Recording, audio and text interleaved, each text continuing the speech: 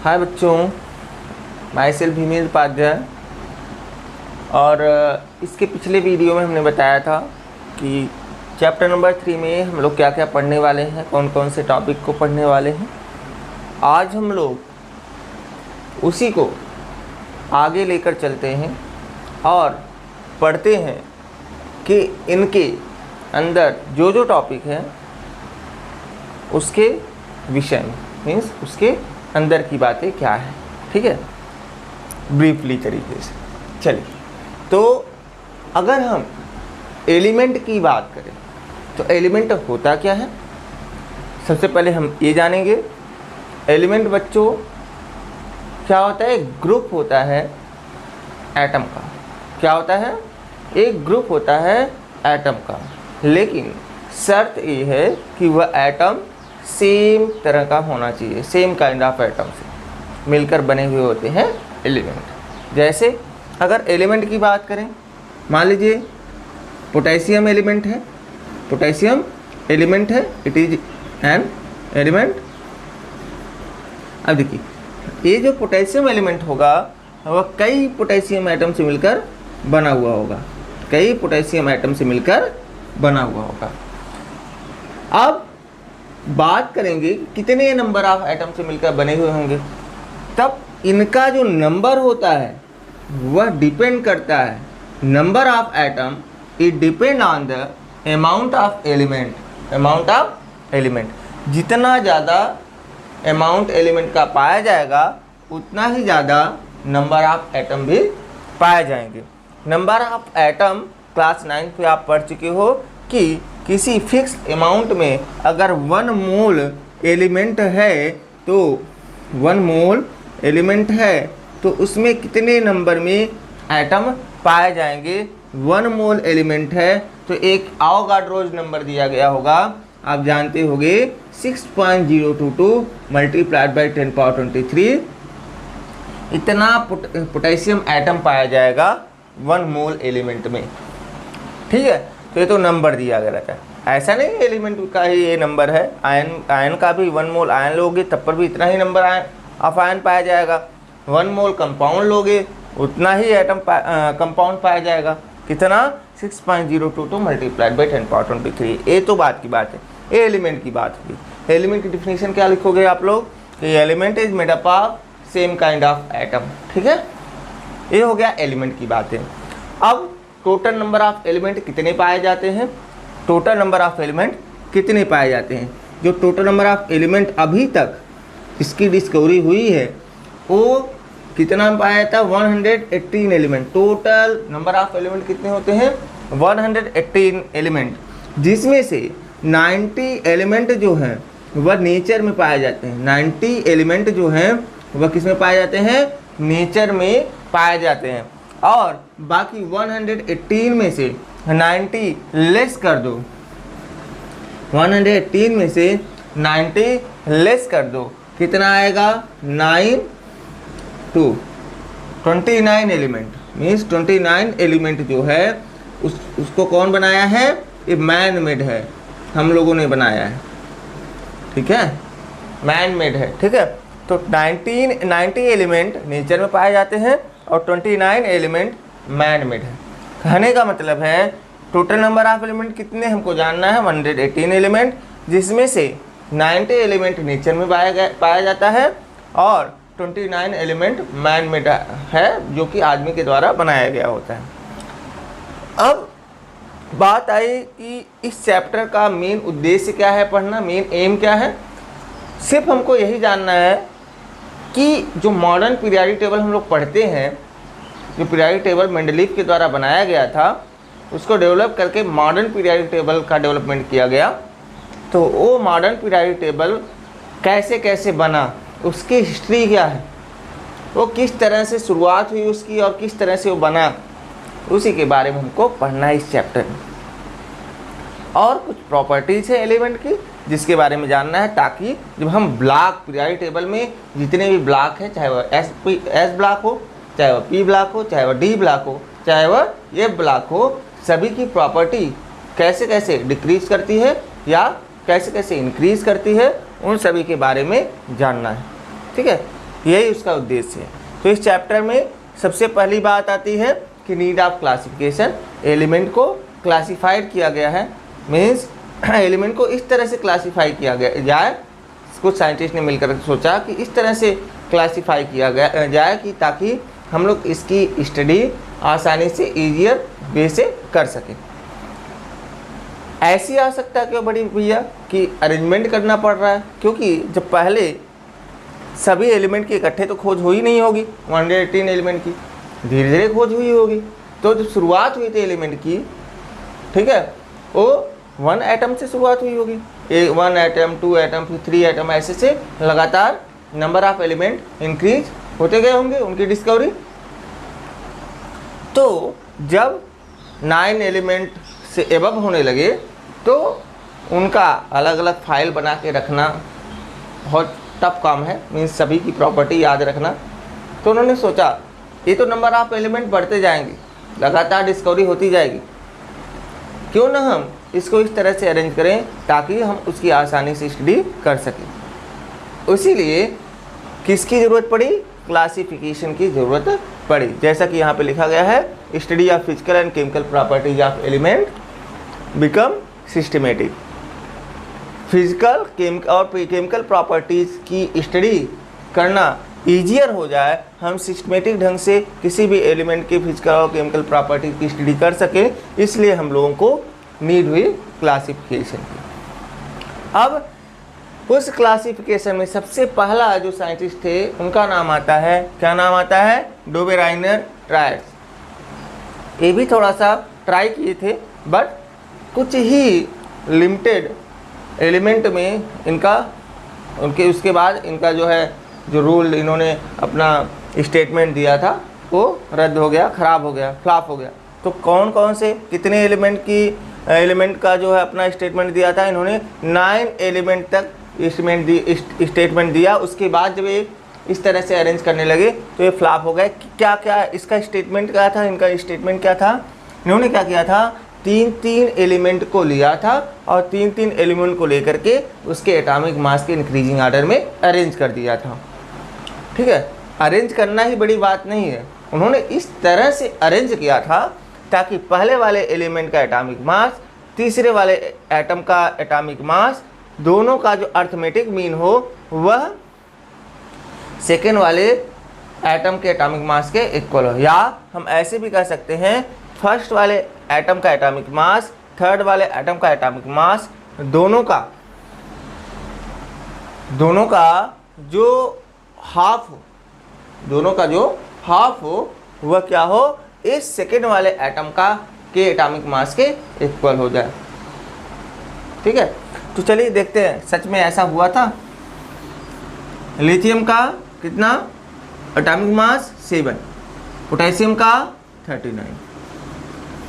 इसका हाफ करोगे, arithmetic mean निकालोगे भैया, तो यहाँ पे 2 लगाओगे ना, कितने नंबर है? 2 नंबर है, तो यहाँ पे 2 लगा दिए हमने। कितना हो गया? 9 7 16, 3 1 4, 46/2, 2 1 जा 2, 2 2 जा 4, 2 3 जा 6, कितना आया? 23। तो ये जो 23 है इसके इक्वल आया कि नहीं? और इसमें खास बात यह है कि ये तीनों एलिमेंट की जो प्रॉपर्टी है वह एक दूसरे के ऑलमोस्ट सेम होती है। ये तो प्रूफ कर दिया उन्होंने कि सही बात है। ऐसा करने पर अगर हम एक एलिमेंट की स्टडी कर लें तब दोनों एलिमेंट की हम आसानी से स्टडी कर सकते हैं। दूसरा इन्होंने एग्जाम्पल दिया calcium, strontium, barium. Calcium, strontium, barium, जिसमें कैल्शियम का एटॉमिक मास 40, स्ट्रांसियम का 88 और बेरियम का 137। अब इसका देख लेते हैं। देखिए यहीं पे देख लेते हैं हम लोग। 40 + 137 अपॉन 40 + 137 और 1 2 अर्थमेटिक मीन ऐसे ही निकलता है। अच्छा 7 4 3 7 1/2 डिवाइड करो, 2 8 जा 16, कितना बचा? 1 7, 2 8 जा 16, ठीक है। फिर कितना बचा? 1 2 5 जा 10 पॉइंट लगा के, ठीक है। कितना आया? 88.4 5। यह इक्वल तो नहीं है बट ऑलमोस्ट इक्वल है, ठीक है, लगभग इक्वल है।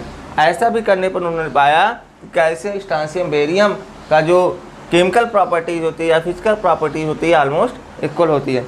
अब बात करें क्लोरीन, ब्रोमीन, आयोडीन की, तो ये भी इनका भी देख लीजिए।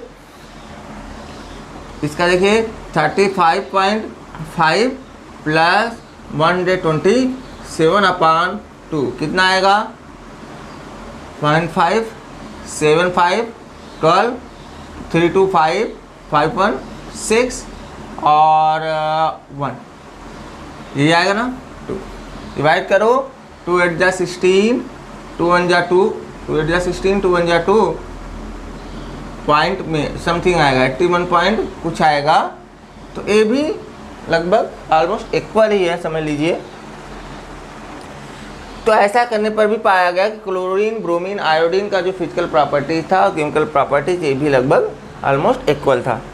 अब बात आई 3 element, total number of element कितने हो गए 9 एलिमेंट हो गए। 9 एलिमेंट का अरेंजमेंट करने के बाद जब उन्होंने एलिमेंट को अरेंज करना चाहा तो ऐसा पॉसिबल नहीं हो पाया।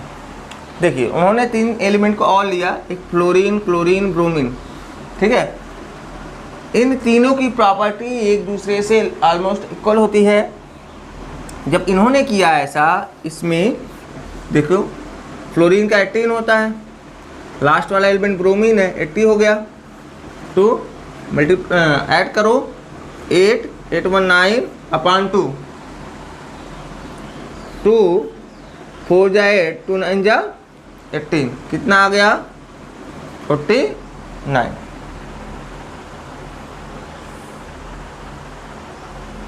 ठीक है 49 और 35.5 में कितना डिफरेंस है, बहुत ज़्यादा डिफरेंस है, ठीक है।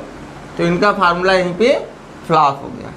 मीन्स टोटल ओनली 9 एलिमेंट को क्लासिफाई किया जा सका इनके स्टेटमेंट के थ्रू।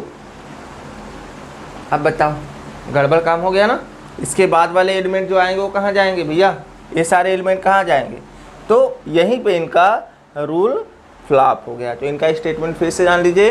इन्होंने 3 एलिमेंट को लिया, 3 एलिमेंट को चूज़ किया और उसको इस तरह से उसके एटॉमिक मास के इंक्रीजिंग ऑर्डर में अरेंज कर दिया और इस तरह से अरेंज किया ताकि फर्स्ट वाले एलिमेंट का एटॉमिक मास थर्ड वाले एटम का एटॉमिक मास के अर्थमेटिक मीन के इक्वल हो सेकेंड वाले एटॉमिक मास, ठीक है, सेकेंड वाले का एटॉमिक मास। अब हम लोग चलते हैं दूसरे रूल। आती है सेकेंड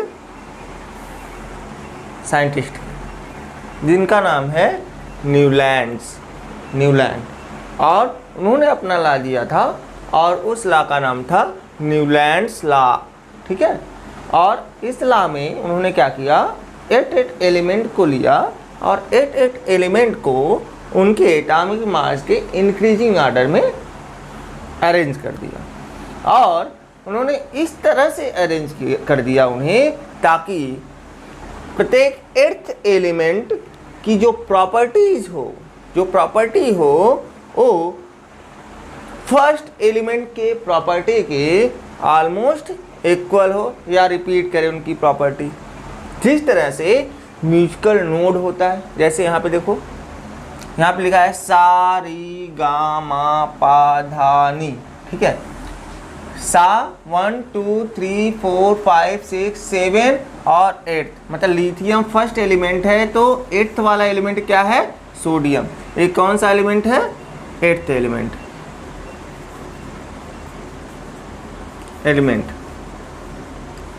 जबकि लिथियम कौन सा एलिमेंट है, फर्स्ट एलिमेंट। कहने का मतलब ये लिथियम और सोडियम की जो सोडियम की जो प्रॉपर्टी होगी या लिथियम की जो प्रॉपर्टी होगी वो फिर 8th एलिमेंट जो सोडियम है इसकी प्रॉपर्टी के ऑलमोस्ट इक्वल होगी। मीन्स इसकी प्रॉपर्टी फिर से रिपीट करेगी सोडियम पर। कौन कौन सी प्रॉपर्टी, जब आपको ब्लॉक वाइज पढ़ाया जाएगा एलिमेंट तो उसमें बताया जाएगा, ठीक है। तो कहने का मतलब जो भी रूल, जो भी प्रॉपर्टी, चाहे वो फिजिकल प्रॉपर्टी हो चाहे वह केमिकल प्रॉपर्टी हो, वो सारी प्रॉपर्टीज फर्स्ट एलिमेंट उन्होंने इस तरह से अरेंज किया एलिमेंट को कि फर्स्ट वाले एलिमेंट की जो फिजिकल प्रॉपर्टीज और केमिकल प्रॉपर्टीज है वह हर 8वें एलिमेंट के इक्वल हो।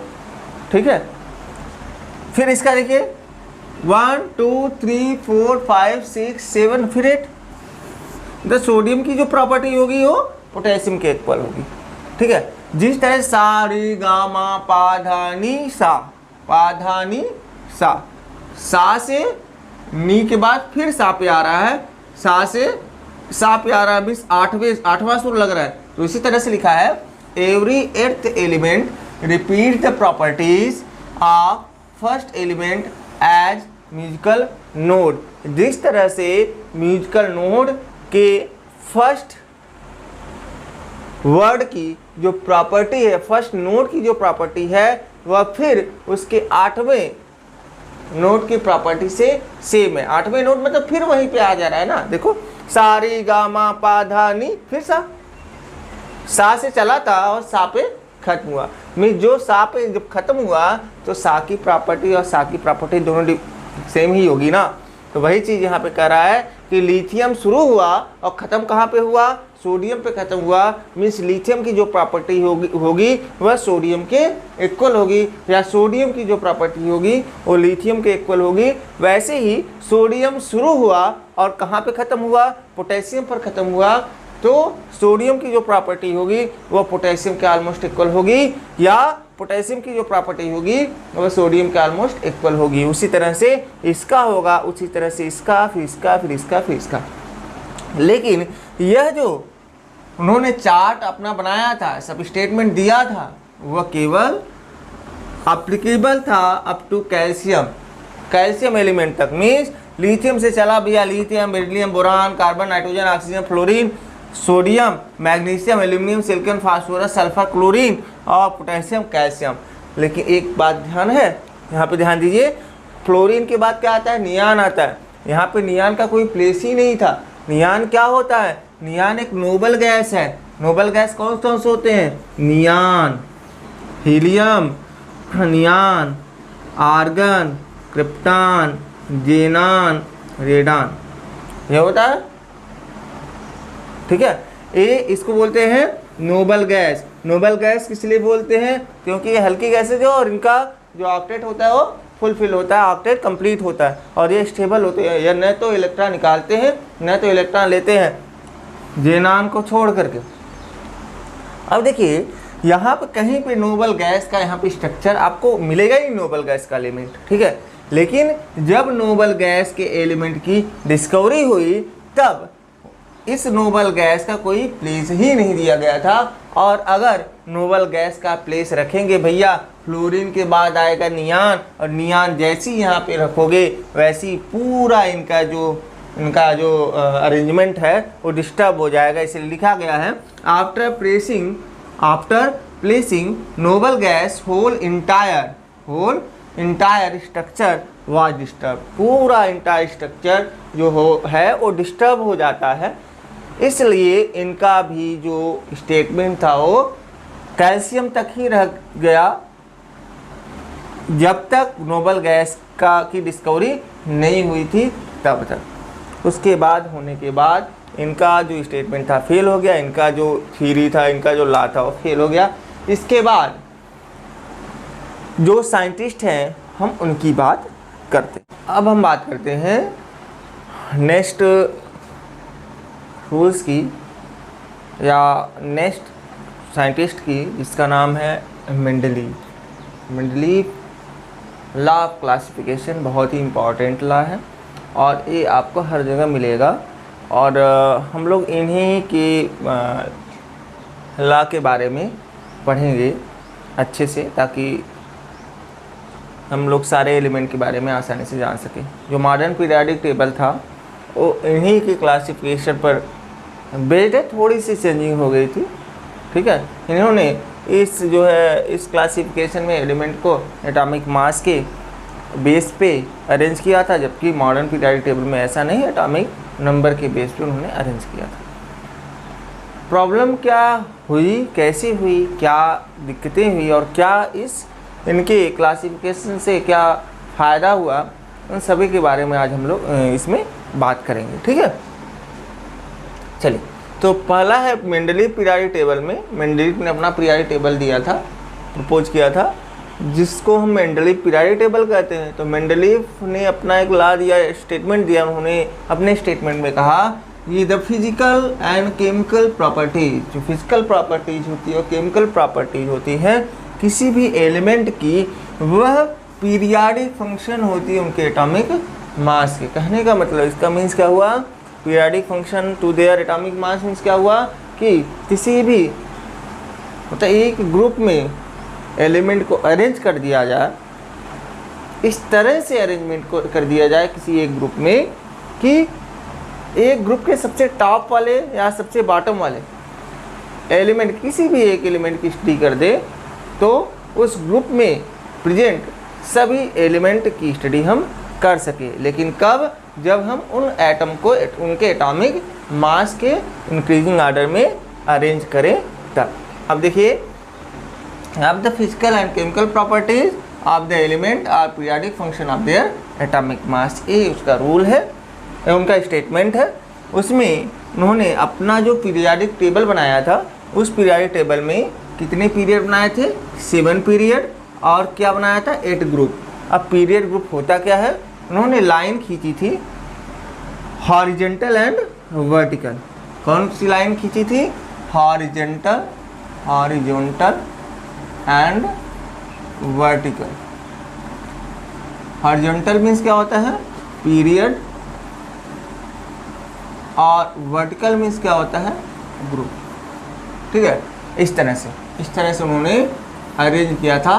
इसको बोलते हैं आपको यहाँ पे पीरियड, और इसको इस वाले सिस्टम को बोलते हैं ग्रुप। तो 7 पीरियड में डिवाइड किया गया था, 7 इस तरह से हॉरिजॉन्टल लाइन में, और 8 ग्रुप में, वर्टिकल ग्रुप में। ठीक है, तो जो 8 ग्रुप था उसको, उसमें से जो 7 ग्रुप था उसको 2 सब ग्रुप में उन्होंने डिवाइड किया था। एक सब ग्रुप का नाम था A, दूसरे का नाम था B, और उसमें से जो 8 में से 7 तो डिवाइडेड था, बट जो 1 बचा आपका 1 ट्रांजिशन ग्रुप इसे कहा गया। ये बहुत लार्ज ग्रुप था। ठीक है, और इसमें ट्रांजिशन मेटल को प्लेस किया गया था, रखा गया था। ठीक है, ये तो हो गया स्ट्रक्चर की बात। उनका पीरियोडिक टेबल बताएंगे, अभी उनका पीरियोडिक टेबल भी दिखा देंगे कि किस तरह से उन्होंने, कितने ग्रुप थे, कितने एलिमेंट थे, कैसे कैसे उन्होंने अरेंज किया था। अभी थ्योरेटिकल आप पढ़ लो। ठीक है, अभी दिखाएंगे। 7 ग्रुप में डिवाइड किया, 8 ग्रुप में, 7 पीरियड में 8 ग्रुप को, 8 ग्रुप में से जो 7 ग्रुप था उसको 2 सब ग्रुप में बताया गया था, डिवाइड किया गया था, और जो 1 ग्रुप बचा था उसको बोलते हैं ट्रांजिशन ग्रुप, या इस ग्रुप में ट्रांजिशन एलिमेंट को प्लेस किया गया था। अब नेक्स्ट है मेरिट। ठीक है, तो मेरिट मीन्स होता है क्या क्या इनसे उनको लाभ मिला। पहला तो इस तरह से एलिमेंट को अरेंज करने से सभी एलिमेंट की हम एक सिस्टमेटिक स्टडी हम कर सकते हैं with the help of this arrangement. अब नेक्स्ट है with similar physical and chemical properties grouped together. उन्होंने क्या किया था, इस पीरियोडिक टेबल में एक ही ग्रुप में जितने भी एलिमेंट थे वो उन्हीं एलिमेंट को उन्होंने प्लेस किया था जिस एलिमेंट की केमिकल प्रॉपर्टीज और फिजिकल प्रॉपर्टीज एक दूसरे के समान थी। थर्ड है entire structure of table does not disturb after placing noble gases.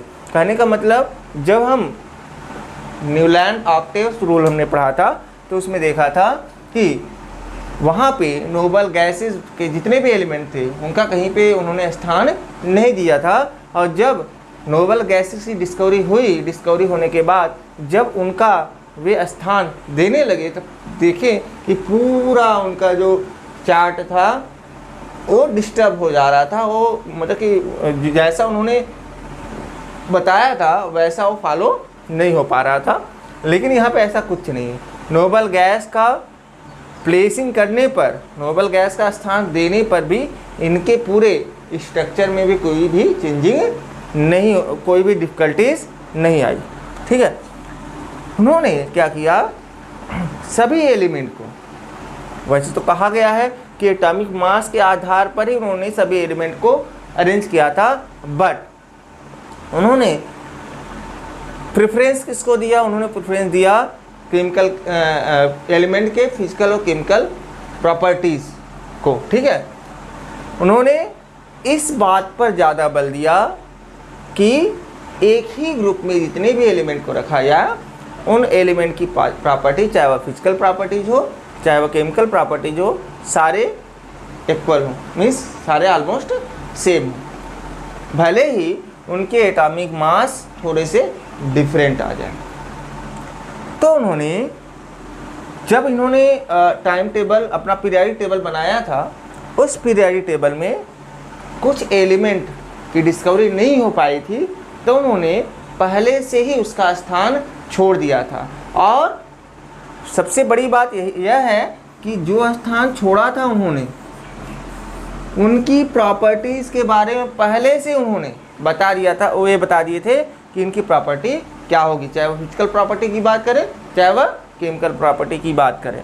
तो भैया एल्यूमिनियम के नीचे का स्थान जो छोड़ा गया था, वहाँ पे बाद में जब डिस्कवरी हुई तो क्या पाया गया? क्या आया? गैलियम। और गैलियम की डिस्कवरी जब नहीं हुई थी, उसके पहले ही मेंडलीव जी ने बता दिया था कि गैलियम की प्रॉपर्टी क्या है। वैसे ही एका सिलिकन के नीचे क्या जो स्थान छोड़ा था, वहाँ पे जर्मेनियम की डिस्कवरी हुई और वहाँ पे प्लेस किया गया। वैसे एका बुरान का, वैसे एका मैग्नीज का टेक्नीशियन। ठीक है, तो इस तरह से उन्होंने पहले ही ग्रुप में जिन एलिमेंट की डिस्कवरी नहीं हुई थी उनका स्थान पहले से ही जानते थे। अगर ये एलिमेंट यहाँ पे आएगा तो उसकी प्रॉपर्टी क्या होगी, उसके लिए उन्होंने खाली स्थान छोड़ दिया था। और जब उनकी डिस्कवरी हुई तो उसी एलिमेंट को उसी प्लेस पर रख दिया गया। इससे उनका पूरा जो पीरियडिक टेबल था वो एक तरह का कंप्लीट पीरियडिक टेबल बना। वही arrange on the basis of their property not atomic mass, हमने बता दिया है कि उन्होंने ज़्यादातर ध्यान दिया एलिमेंट के फिजिकल और केमिकल प्रॉपर्टीज़ पर, न कि एटॉमिक मास पर। अगर एटॉमिक मास पर ज़्यादा ध्यान देते तो कहीं न कहीं ये फ्लॉप हो जाते। क्यों? क्योंकि कुछ जगह ऐसे थे जहाँ पे यहाँ से चल रहे हैं, तो अगर increasing order of atomic mass होता तो यहाँ से कोई भी नंबर होता है, यहाँ छोटा होता है, यहाँ बड़ा और बड़ा और बड़ा। ठीक है, इंक्रीजिंग एटॉमिक मास यही होता है। तो कहीं कहीं कुछ स्थान ऐसे थे जहाँ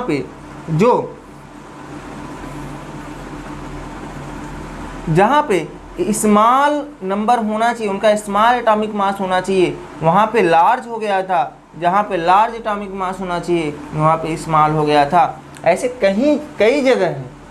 अगर ऐसा करते, इसको यहाँ पे लाते, इसको यहाँ पे लाते, तो उनकी प्रॉपर्टी डिफर हो जाती। तो इसीलिए उन्होंने कहा कि हमने इस प्रॉपर्टी को, इस पूरे पीरियडिक टेबल को एलिमेंट के प्रॉपर्टीज़ का पर ज़्यादा प्रेफरेंस दिया है। उनके प्रॉपर्टी को देखते हुए हमने उसको क्लासीफाई किया गया, उसको अरेंज किया है, न कि एटॉमिक मास की। ठीक है, हालांकि ये सारी दिक्कतें हैं, हम डीमेरिट में पढ़ेंगे। ये तो मेरिट था। मेरिट में हमने क्या क्या पढ़ा? हम लोग एलिमेंट की सिस्टमेटिक स्टडी कर सकते हैं। हम किसी एक ग्रुप में से किसी भी एलिमेंट को चूज़ करें और उनके उस एलिमेंट की प्रॉपर्टीज़ के बारे में जान जाएं, तो उस ग्रुप में रखे हुए जितने भी एलिमेंट हैं उनकी प्रॉपर्टी आसानी से हम बता सकते हैं। थर्ड, जो न्यूलैंड न्यूलैंड ऑक्टेव्स रूल था, लॉ था, उनमें बताया गया था कि नोबल गैसेस को प्लेस अगर कर दिया गया तो उनका पूरा इंटायर जो स्ट्रक्चर है वो डैमेज हो जाएगा, ख़राब हो जाएगा। लेकिन इसमें ऐसा नहीं था। इसमें नोबल गैस को प्लेस करने के बाद भी इनके पूरे इंटायर स्ट्रक्चर में कोई भी डिस्टर्बेंस नहीं हुआ। इनमें इनकी खास बात थी इनके पीरियडिक टेबल की। और उन्होंने कुछ 4 स्थान ऐसे छोड़े थे जिनकी प्रॉपर्टीज़ के बारे में जब एलिमेंट की डिस्कवरी नहीं हुई थी उसके पहले ही उन्होंने बता दिया था कि इस एलिमेंट की प्रॉपर्टी यह होगी। और डिस्कवरी होने के बाद यह पाया गया कि मेंडलीव जी ने जो बातें बताई थी उस एलिमेंट के बारे में, वो सारी चीज़ें एक्सपेरिमेंटल उनको दिख रही थी। और लास्ट वाला था कि उन्होंने प्रॉपर्टी के बेस पे अरेंज किया था, न कि एटॉमिक मास के को देख करके, समझे? मतलब ज़्यादा प्रेफरेंस प्रॉपर्टीज़ को दिया था, न कि एटॉमिक मास को। अब इसके बाद हम लोग इनके डीमेरिट की बात करते हैं।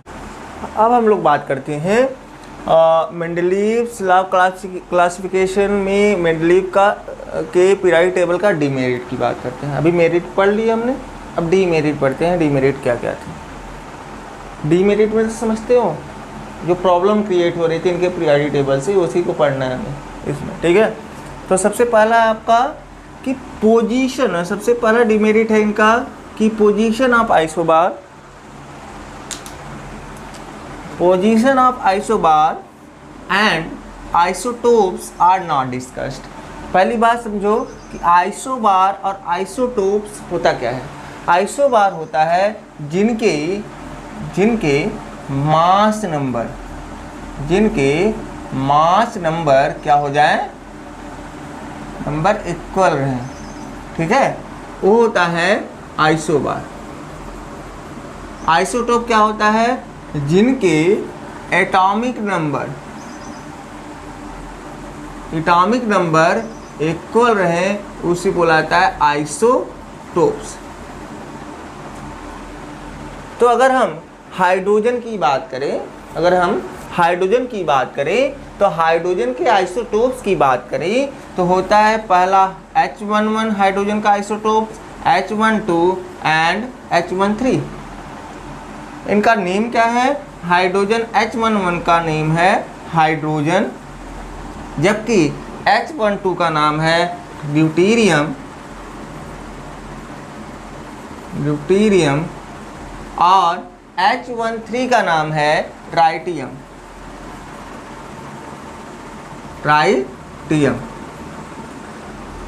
अब देखिए ये सभी हाइड्रोजन ही है, टोटल मिला के हाइड्रोजन है, लेकिन ये हाइड्रोजन के आइसोटोप्स हैं।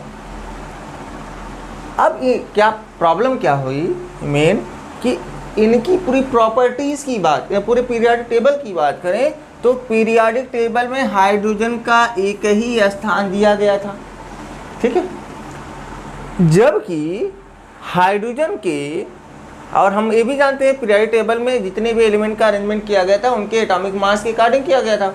अब बताइए इनका एटॉमिक मास अलग अलग है ना, देखो यहाँ पे 1 है, यहाँ पे 2 है, यहाँ पे 3 है।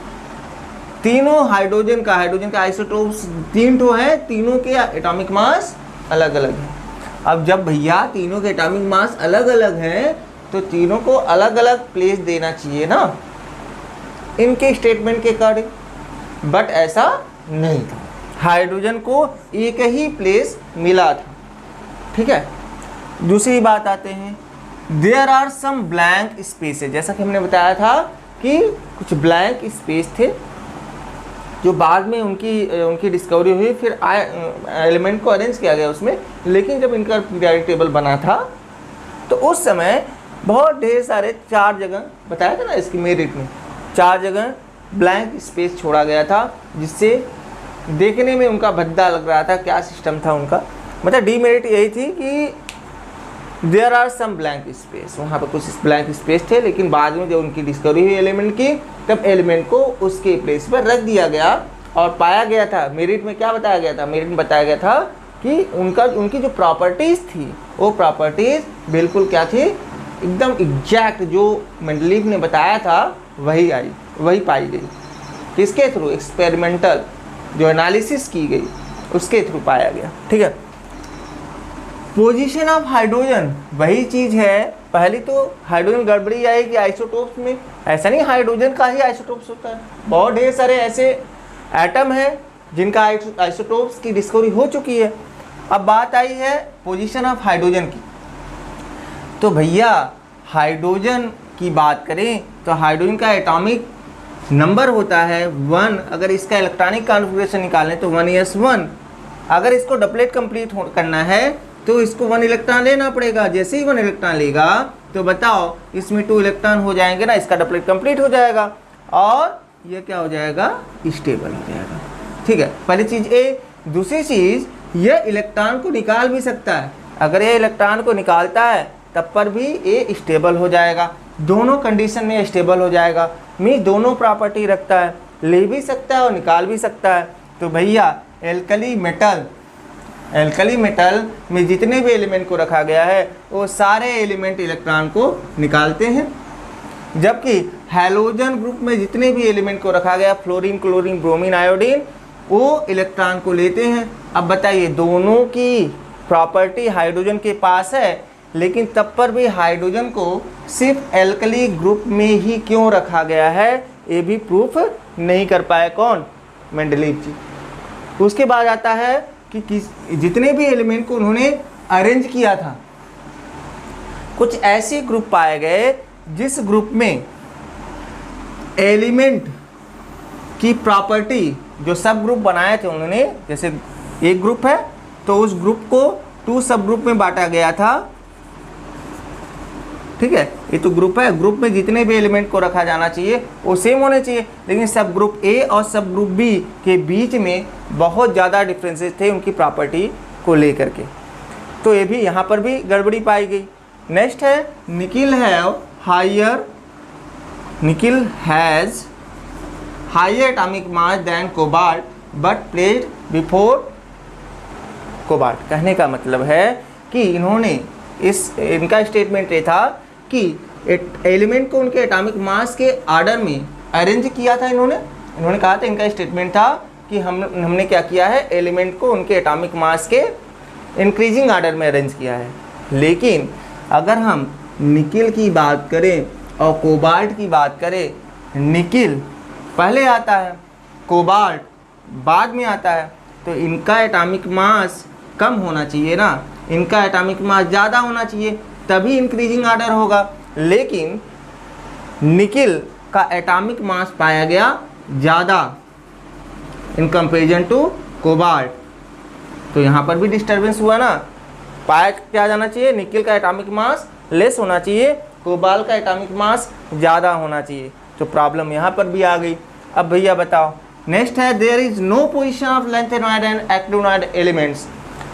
S block, P block, D block तीनों बन गए। अब भैया एफ ब्लॉक तो बना ही नहीं, तो एफ ब्लॉक बनता तभी ना लैंथेनॉइड एक्टिनॉइड एलिमेंट को रखा जाता। और एफ ब्लॉक की बात हम मॉडर्न पीरियोडिक टेबल में करेंगे। अभी जब लैंथेनॉइड एक्टिनॉइड एलिमेंट की डिस्कवरी हुई, तब इनका प्लेस इनके पूरे पीरियोडिक टेबल पे कहीं पर भी नहीं था, कहीं पर भी ये सोचे भी नहीं थे कि लैंथेनॉइड एक्टिनॉइड की डिस्कवरी होगी, तो ये भी प्रॉब्लम क्रिएट होने लगी। फिर आता है metal, non metal and metalloid are not differentiated. मतलब जितने भी पीरियोडिक टेबल में जितने भी एलिमेंट थे, उन एलिमेंट में मेटल की, नॉन मेटल की, मेटल वाइड का डिफ्रेंशिएशन नहीं किया गया था। ये भी इनके पीरियोडिक टेबल में गड़बड़ी पाई गई। नेक्स्ट है, इन्होंने क्या किया था, इनके ग्रुप में कितने ग्रुप बने थे भैया, टोटल 8 ग्रुप थे। तो 8 ग्रुप में 7 ग्रुप को 2 सब ग्रुप में बांटा गया था, सब ग्रुप ए और सब ग्रुप बी। लेकिन जो लास्ट ग्रुप 8th वाला ग्रुप था, उनमें उनको सब ग्रुप में डिवाइड ही नहीं किया गया था, अपने आप से वो 3-3 एलिमेंट का ग्रुप बना दिया गया भैया। 3-3 एलिमेंट का उन्होंने ग्रुप बनाया, जबकि उनको बांटना चाहिए, लेकिन उन्होंने बांटा नहीं था। ये भी प्रॉब्लम पाई गई। तो ये था आपका पूरा डिसिमिलरिटी, जो डीमेरिट था किसका, मेंडलीव पीरियोडिक टेबल का। कुछ नहीं है, बस बहुत इजी है, थोड़ा सा आपको ध्यान देना है। कुछ टर्म्स, ये सारी पॉइंट हमने लिखे, आप जो भी हम बताते हैं वो लिखते जाइए, आपको समझ में आएगा। कोई भी प्रॉब्लम होता है तो कमेंट सेक्शन में आप ज़रूर लिखिएगा।